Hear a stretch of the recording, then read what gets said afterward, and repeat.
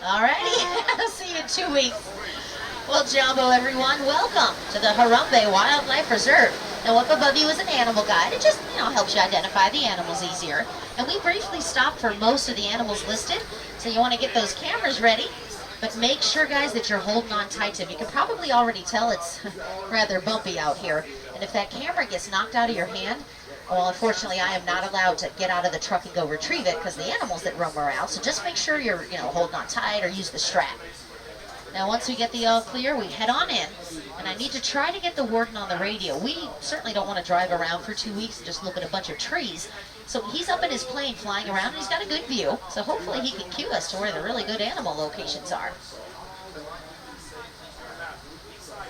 Now, guys, you picked a good time to come on safari because the first ecosystem we enter is a forest. And forest animals are pretty active in the morning time. They can, however, blend in pretty well. They're going to use all this vegetation, to stay hidden away and safe from their predators. So as long as we keep our eyes peeled, we should do just fine.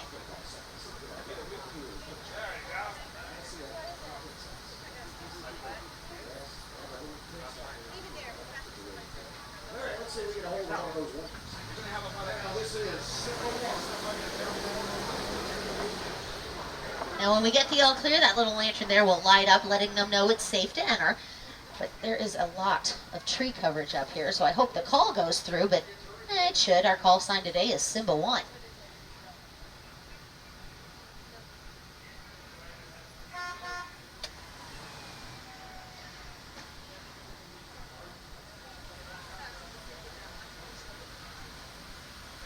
He should be ready for us any second. Alrighty, let's head on in, guys, and see if I can get a hold of him. Airborne Warden, this is Simba 1. Do you copy? Over. Simba 1, this is Warden Wilson Mutua. Over. Jumbo Wilson, Simba 1 is entering the Aturi Forest. Over. Hamja 4, Simba 1. Keep your eyes open and drive carefully. You should see lots of animals. Yeah, like the bongo coming up over on the left. Now, they have this chestnut coloring and white stripes, so they blend in so well. We actually gave them the nickname, the Ghost of the Forest, because when they're trying to stay, hidden away, they're very difficult to see. But over on the right, check out this interesting animal, the okapi. Now, they have stripes on the legs, just like a zebra, so it makes sense to think that they're related, but they're actually the only known relative to the giraffe. Now, all the okapi shares with the giraffe anymore is a very long tongue, which they can use in the forest to kind of pull off the leaves a little bit easier. But they are a very shy and reclusive animal, so most of the day they're content to stay hidden away in the shade. Now, up on the left, towards the top of the hill, are a couple of yellow-billed storks, and this is how you usually see them. Small groups of about 3 or 4. They like to eat fish, frogs, and snakes, which they can commonly find at the watering hole on the left here. But let's see, I'm really hoping that a black rhino is stopping by. This is where we're most likely to see one. And I really want you to get a picture because sadly there aren't a lot left. Only 4,200 remain because of the poaching for the horns. But just so you guys know, the horns are made of the same stuff our fingernails are made of, so not exactly valuable. There's one towards the top of the hill up against the rock wall. 3,000 pounds. They can run up to 35 miles an hour. So that means their main predator are poachers, human beings. They can repel most other animals, even including a lion. There's one laying down by the rock wall. Now, because the black rhino is the one that lives in a forest, they have this pointed or hook upper lip, and it's like our thumb or the okapi's long tongue. Again, just helps them pull at the leaves a little bit easier.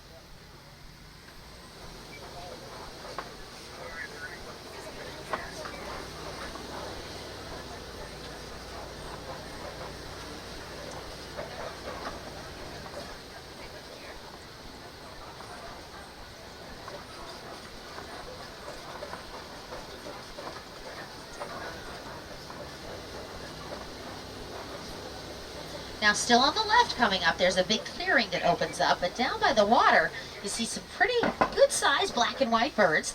Well, these are saddle-billed storks, the tallest stork found in Africa, because when they're fully standing, they're almost 5 feet high. And the reason they get their name is if they were closer, right on their bill, they have a little yellow saddle feature.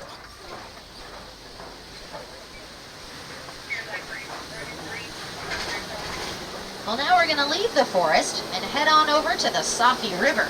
Over at the river is where we get to see the 5,000-pound Nile hippopotamus. But hippos are nocturnal, so they're pretty much asleep all day. And we usually see them hovering near the top of the water because they can comfortably hold their breath for about 6 minutes. And who the heck wants to get woken up every 5.5 minutes to take a deep breath of air? Now, unfortunately, hippos are down in the water like this pretty much all day. They don't come out into the evening, but then they climb up on the banks and start feasting on all the different vegetation that grows out here. Now on the left, it looks like there are some hippos up ahead kind of gathering around this island. And on the island are quite a few pink-backed pelicans, but this is usually where we see them. They like to build their nest in the trees, but they need to be careful because they share their space with hippos, and hippos are territorial. If you ever see one open up its jaws really wide, it kind of looks like a yawn. Well, if they do that and you're close by, get away from them. It's actually a threat. And they're just telling whoever's getting too close that they better back off or they're going to get chomped. And usually it is to the birds. They sometimes try to bug them and stand on their backs.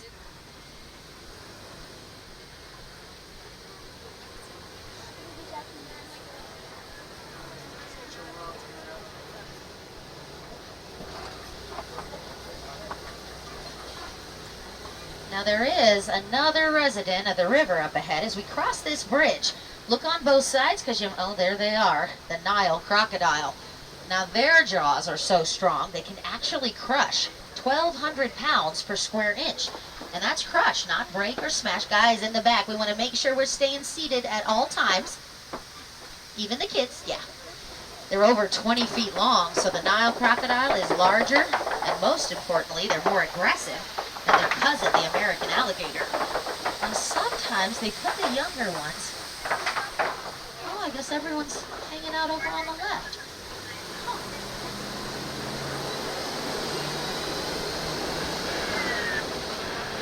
Simba 1, come in. This is Simba 1. Go ahead, Wilson. Just wanted to let you know that my ground patrol has seen a lot of elephant activity near the red clay pit.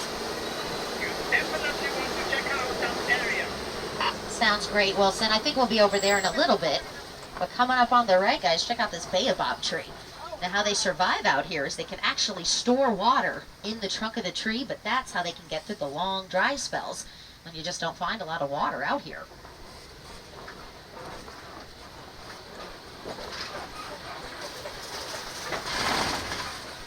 And welcome, everyone, to the Savanna, or the East Serengeti grasslands, home to giraffe, elephants, lions. They're all out here, and it represents the part of Africa we're trying to keep preserved. For animals like the first one we see is coming up over on the right, a female reticulated giraffe. Now, an easy way to tell what kind of giraffe you're looking at is look at the pattern on her skin. See how it kind of resembles a web or a net? Well, in Latin, reticulata means just that, so that's how they got the name. But let's say Serengeti giraffes, they're more spotted, so that's how we kind of tell them apart. And they are fairly social animals, so if we see one, chances are we get to see a couple more.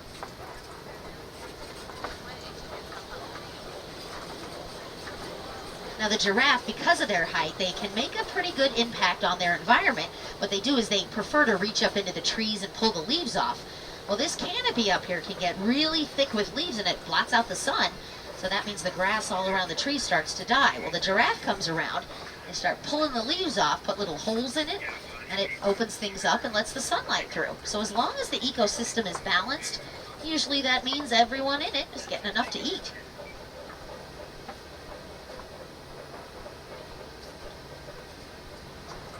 Now guys, when we just have to stop like this, usually that means somewhere in the road up ahead, there was a giraffe crossing the road up there, and this is their home. We don't call out to them or treat them like pets, we just let them be. But as a result, they're comfortable around us, so sometimes they get right in front of us and we have to wait till they mosey on by. Oh, now before we get to this giraffe, this guy kind of sitting out by himself in the shade on the left, this is a water buck. And the reason they're called that is usually you can see them near a body of water. They just don't really like to migrate too far from it.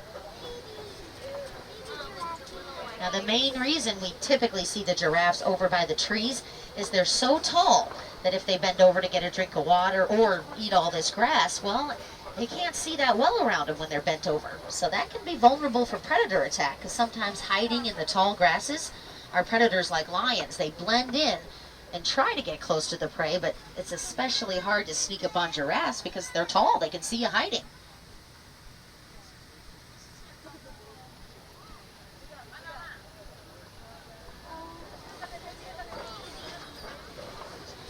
Now coming up on the right by this research student's truck are the little Thompson's gazelle, or Tommies. And a lot of people, when they first see them, they think that they're babies because they're so small. But this is them fully grown. This is as big as they'll ever get. Usually, it's somewhere between about 50 to 60 pounds only.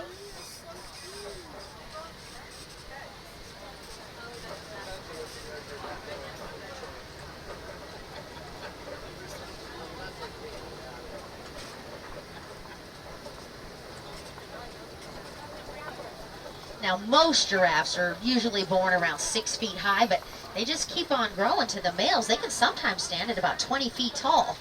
And I think this young one over here recognized that he's kind of far away from the others. It's never a good idea to separate a mom from her young one, but she doesn't seem to mind, so we'll just go by him nice and slow. Again, guys, you want to make sure you keep those hands and arms inside the truck.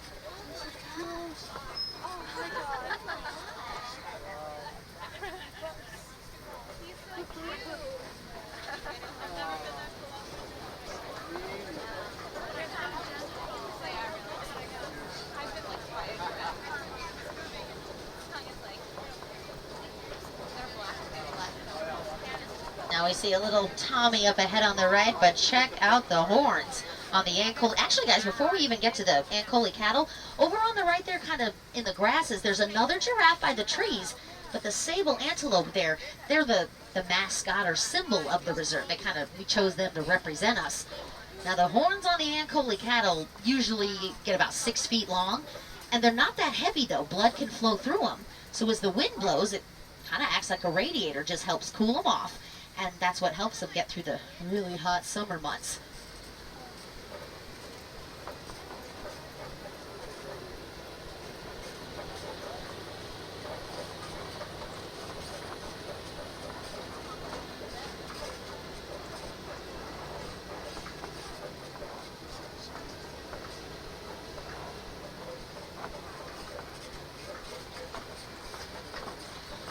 Now, because of the horns, it makes them a status symbol amongst the tribes of Africa. So if you ever hear anyone mention the cattle of kings, this is who they're talking about. It's kind of a common nickname for them.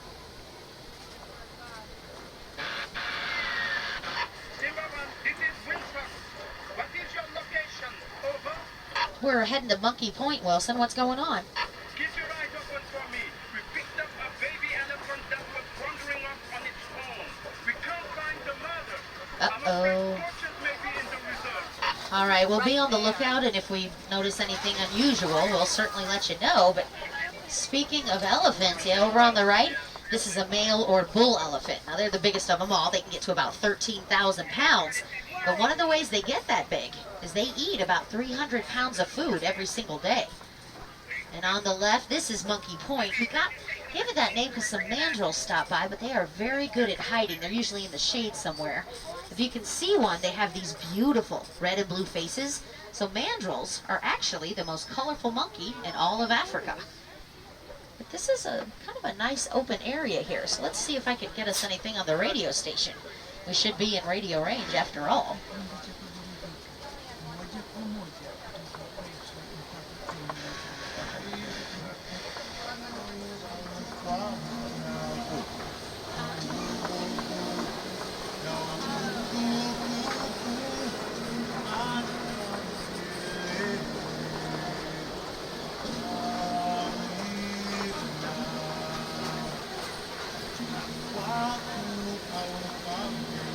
Let me turn the radio off, because as we go across the bridge, on the right, there's a break in the stone. So you may get to see that elephant again, but I'm really hoping the rest of them are over by the red clay. That's usually where we see them.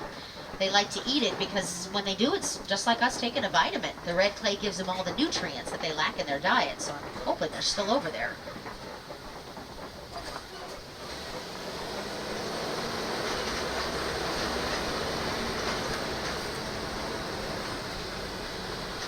Now they may have already stopped by because on both sides of the truck there's already a lot of tusk marks in the clay, and that's the elephants just using that ivory and ripping it from the wall. So hopefully they're up ahead. See if we can catch up with them. Looks like they're heading towards the watering hole.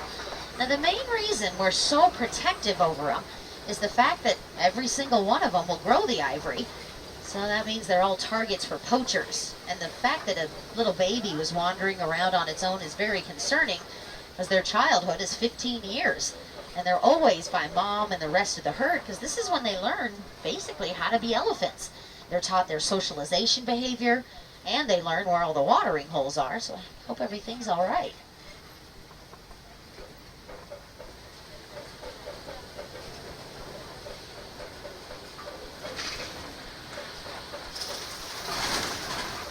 There they are.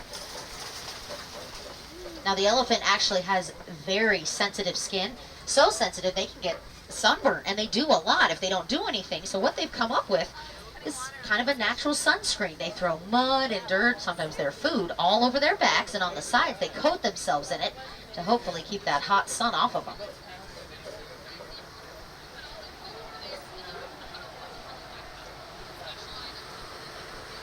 Now the fact that the elephants are also staying close to the baobab trees, that's not a coincidence. They figured out there's water in the trunk of the tree, and they get to it if they have to. They use the ivory. They go up and start tearing the bark away. Well, once it's thin enough, they put a hole right into the side of the tree and draw the water out. Now on the right, hiding in the shade, are some Patterson eland. They're the largest antelope here, because they're almost 2,000 pounds, but closer to us, hiding in the shade, are a couple of white-bearded wildebeest, and there's a few of them. But when they migrate, 1.5 million at a time make that journey across Africa.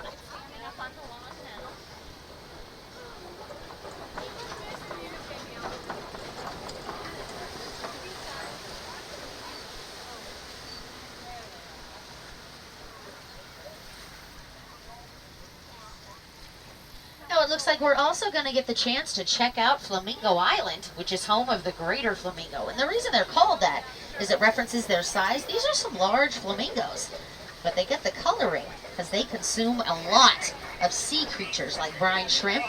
Well, all of those are high in carotene, so the more they eat, it starts to build up in the feathers, and after about 1.5 years, it ends up turning them pink. So if you see any with a grayish tint to the feathers, those are the younger ones. They're born kind of a pale gray, and the more food they eat, the pinker they get.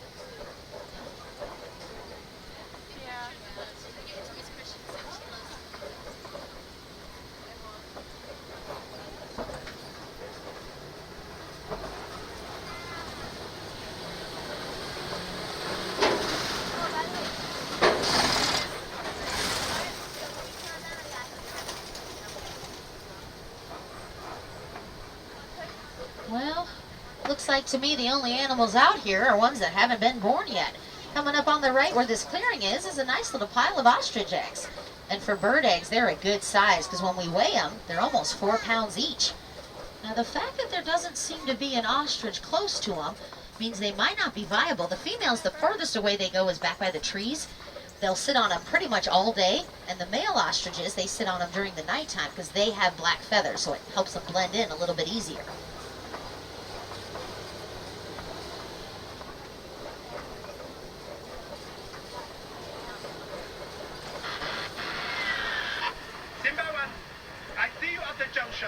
I suggest you go west. It will be worth it. All right, sounds good, Wilson. We'll head west.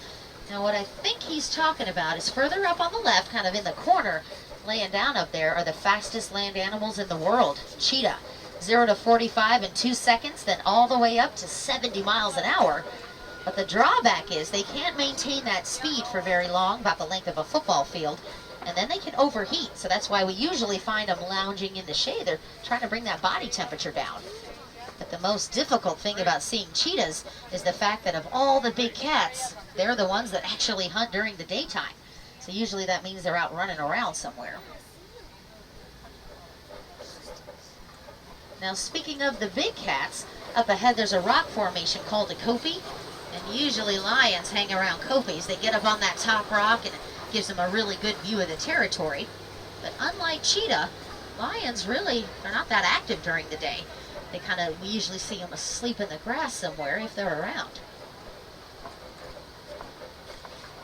Now if you look at the tree furthest from the copy, I thought I saw someone's mane sticking up. Yeah, he's right on the edge of the rocks there.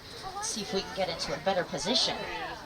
A male lion especially is asleep for most of the day. He's trying to conserve energy because his main job is to defend this territory. So he lounges around and just make sure he's ready if another male lion shows up, because then he has to fight him off and keep the territory. Now the female, she's a little bit further in front of him, also on the edge of the rocks up there. When they go hunting, they go in groups. So lions are the only social hunter of all the big cats. That means those cheetah back there are on their own. And if you ever hear a male lion roar, well, what he's doing is he's communicating with other lions, especially the males, and he's more or less telling them, this territory belongs to me, so I want you to stay away from it.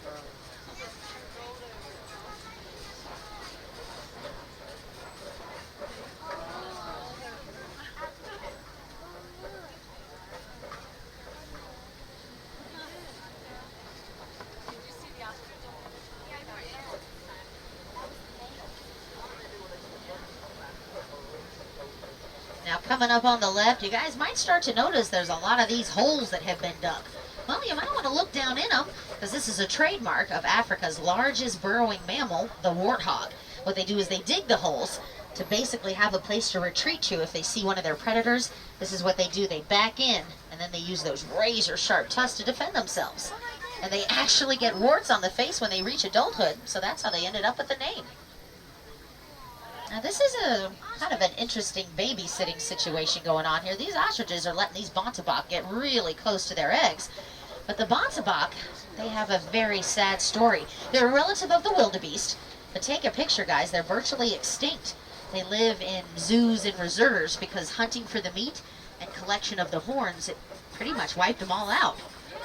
Now even though these ostriches can't actually fly, they can run up to 40 miles an hour, and that's as fast as a thoroughbred racehorse.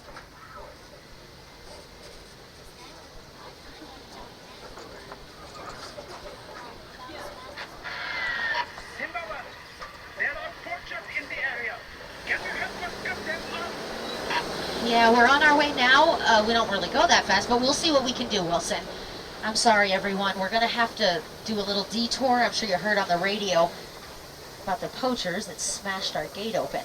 Now we're going to go in through here after them, but this is outside of the reserve, so I need you just to be on the lookout and hang on, because, well, here we go.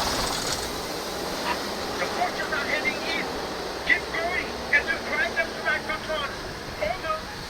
All right, no worries, Wilson. We're on our way, and we'll be there as soon as possible, but I don't want to get you guys soaking wet from all these geysers, so let me slow things down a little. Whoa, what is going on up here?